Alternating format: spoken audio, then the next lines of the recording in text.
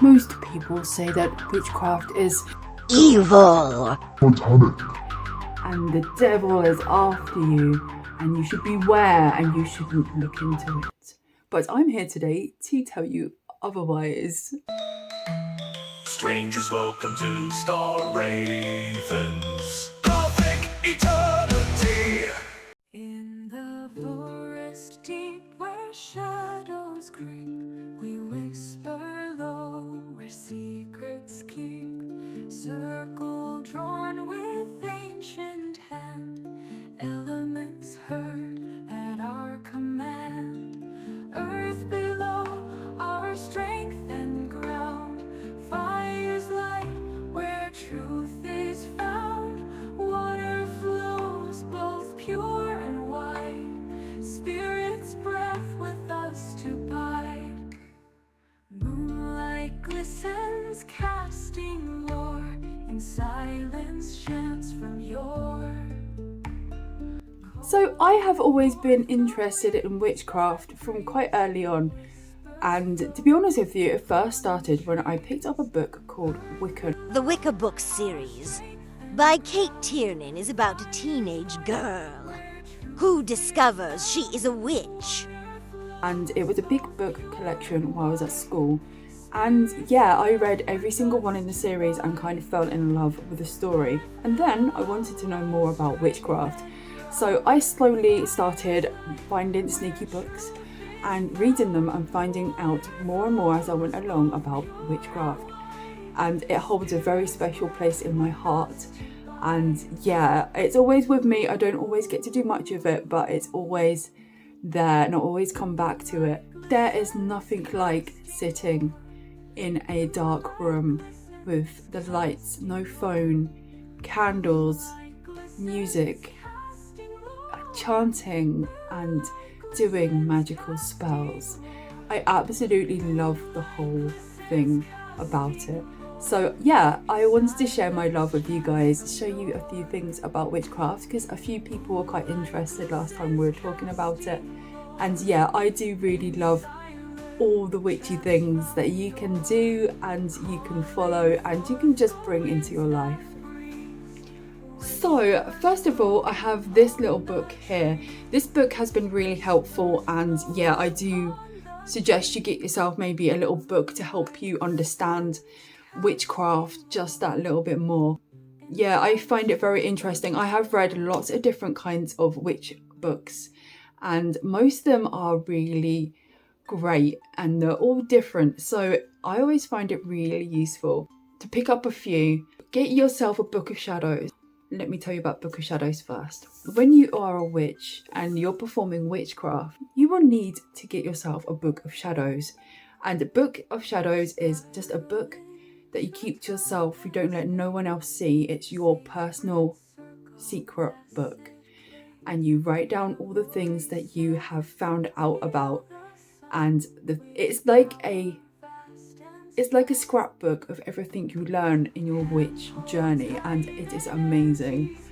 I definitely suggest doing that first if you're really wanting to get into witchcraft or you're very excited about it.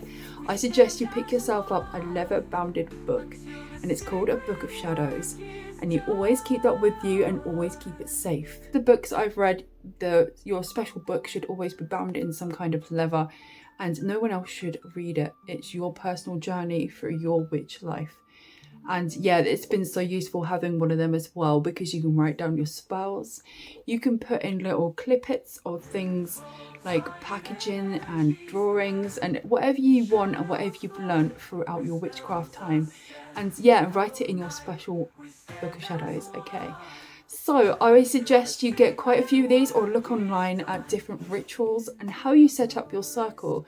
There is so many different ways that you can do this, and lots of books are different and it gets very complicated. And I have found reading lots of books and then deciding how I wanted to go ahead with my journey, my rituals, and it has helped me a lot.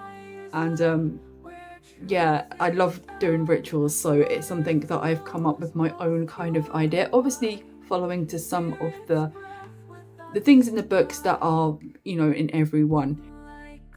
The term Book of Shadows is more often used to describe a personal journal, rather than a traditional text. This journal records rituals, spells, and their results, as well as other magical information. So the next thing I want to talk about is pendulums. Pendulums I like to use quite often, and I love using them, and they've been very helpful throughout my life. I've used them quite a bit. So we have here a little board that has things written on it, and then you use one of these. Then you have to ask your question to the crystal, and then you hold your hand over the top. There's lots of different ways you can do this as well. You can do this in your ritual, and you can do this at separate times too, as long as you're in a safe place. And I always find this best doing when you're alone and it's quiet and you just want to sit and ask questions for a bit of help, a bit of guidance. And this has been very useful throughout my life. I've used this quite a bit. So this is another thing I love in witchcraft. And yeah, you can find out so much. There's so many different ways that you can use one of these, and I suggest this book. This book's been really helpful. It's just a beginner kind of book. So if you want to find out why people use pendulums and how you can use them, these are so good because you can even use them for finding lost objects. People even use these for missing people or missing things. So yeah, it's so interesting. This book kind of goes through all that stuff. It has lots of facts and techniques of how to use these things. So absolutely amazing. Another thing I've looked into for a very long time. The pendulum is used as a way to gain spiritual and material insight. A handmaker provides these exquisite divine tools to get the answers you want and help you make better decisions. Okay, the next thing I want to talk about is purification. Purification.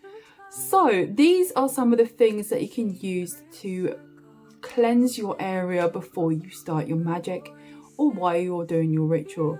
And there's lots of different things that you can get, as you can see here. So we have got like salts with herbs, and we have some black salt here that I just got from my witch box. And also, which is quite a new thing, well to me anyway, I didn't know this existed, is you can get sprays as well, which is amazing because you can use that wherever you want to and you don't have to worry about flames. Sage is one of the things that are meant to be the best for getting rid of bad evil spirits or just cleansing the area of bad energies. So the step is to always cleanse your area, cleanse everything, cleanse your house before you begin a ritual. One of the things I love to do before a ritual is to clean my whole house, like, you know, clean it up. And then I'll go and smudge, which is when you burn one of these and you put the smoke all in the corners of your room. There's lots of ways you can do this as well. So if you're interested, please look into it. It's so, like, there's so many ways that you can cleanse your house. But this is just the way I do it. Obviously, there's probably lots of stuff online that can tell you different ways of how to cleanse your house. But I love to clean my house.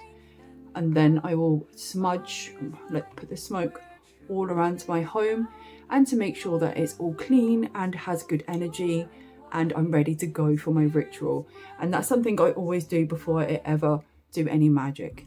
Also with the salt, you can use that for cleansing your crystals and cleansing your body as well. So most people do like to take a salt bath before they do a ritual as well, just to make sure that they are cleansed and yeah, not bringing any bad energy into their circles. Smudging is a spiritual ritual that involves burning herbs to purify a person, place, or object. It's believed to cleanse the mind, body, and spirit, and to promote balance and harmony. Candles are used a lot in magic, and there is so many spells that you can use. Again, there is lots and lots of things online or in books about how you can use candles within your magic. Using candles in your magic is really interesting. There is different colours Again, you can get ones with herbs, you can get one that's got engravings. You can engrave your own things on your candles. And yeah, candles are quite important in rituals and in magics. The magic of candles is also connected to their color, as the meaning they possess varies considerably, depending on the hue. Herbs and crystals. This book is amazing for herbs. I got this book last year. You might be able to remember.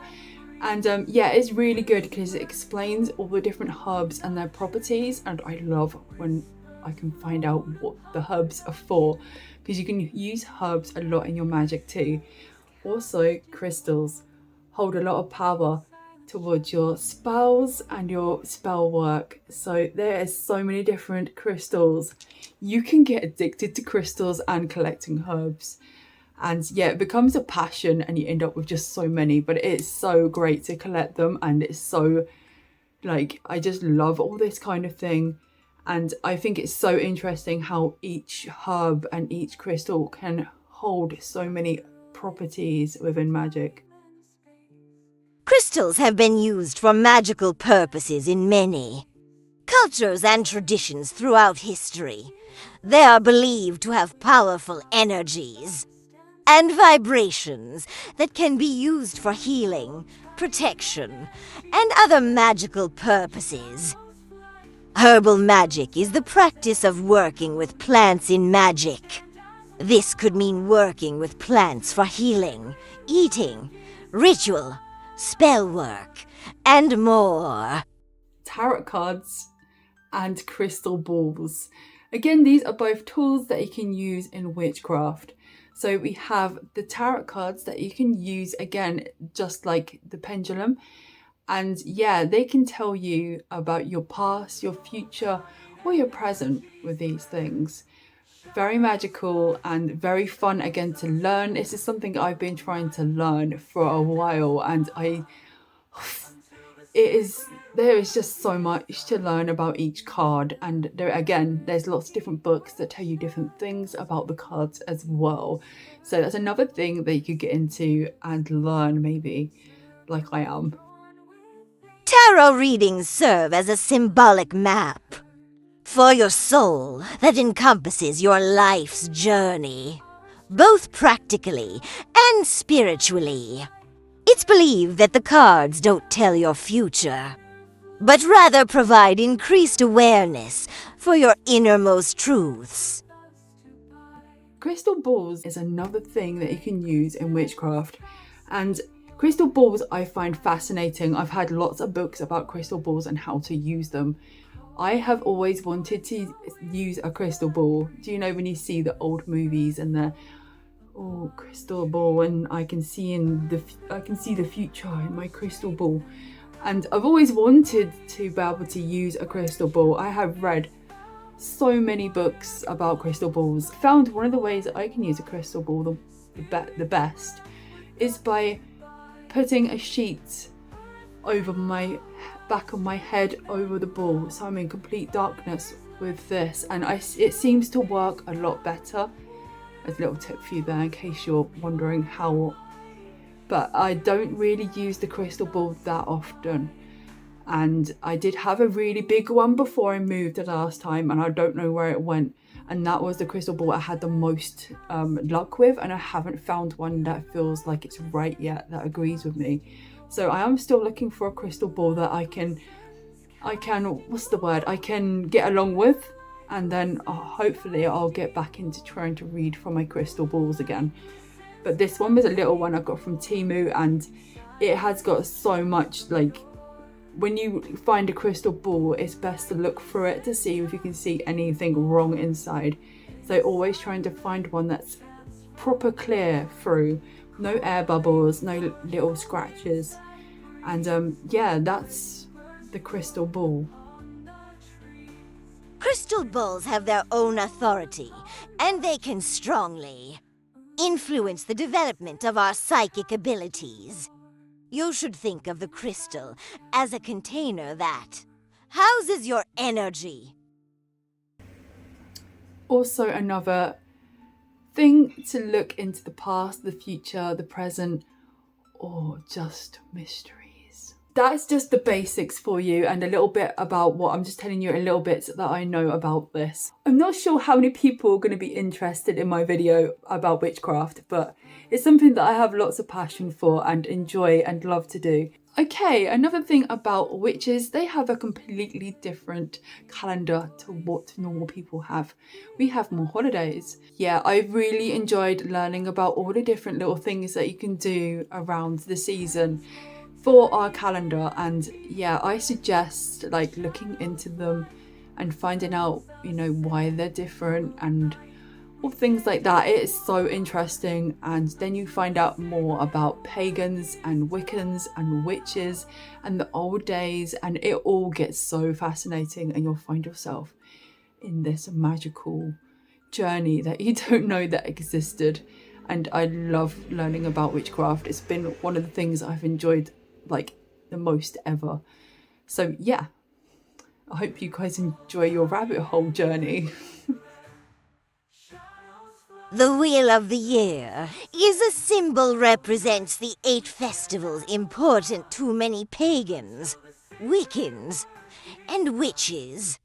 These holidays are known as Sabbats, follow a nature-based calendar, and include for solar festivals, and for seasonal festivals set in between them.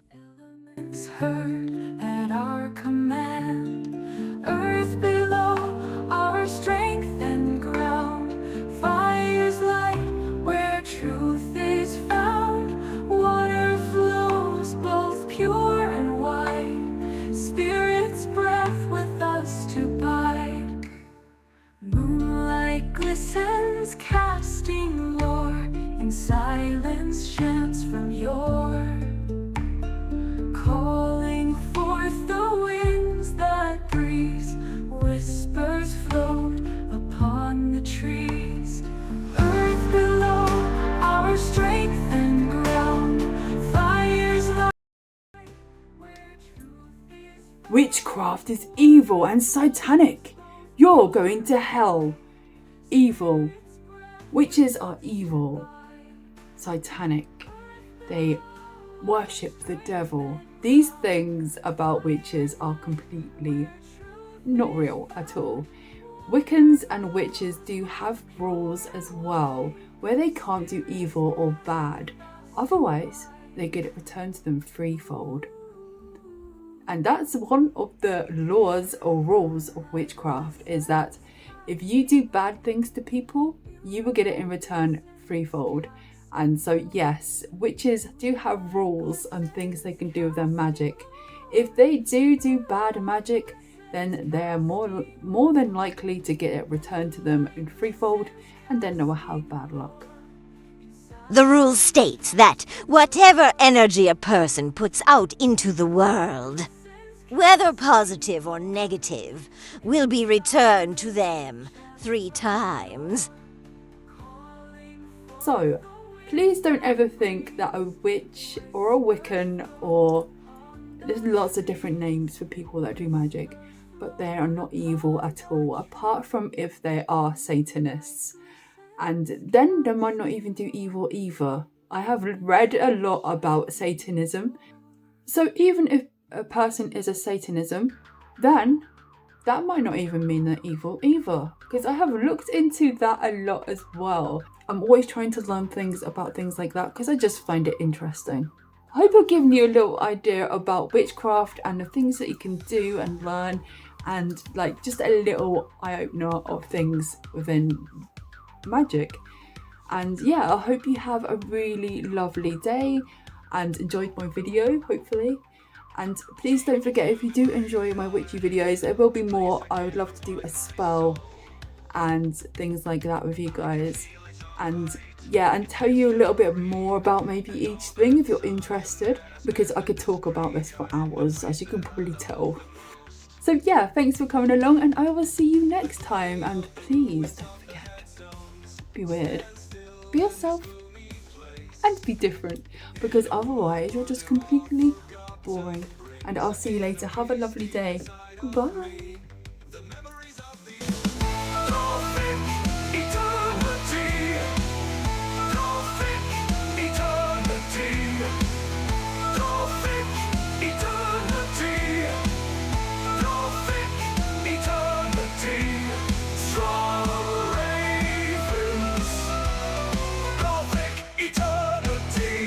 just to make sure that they're cleansed,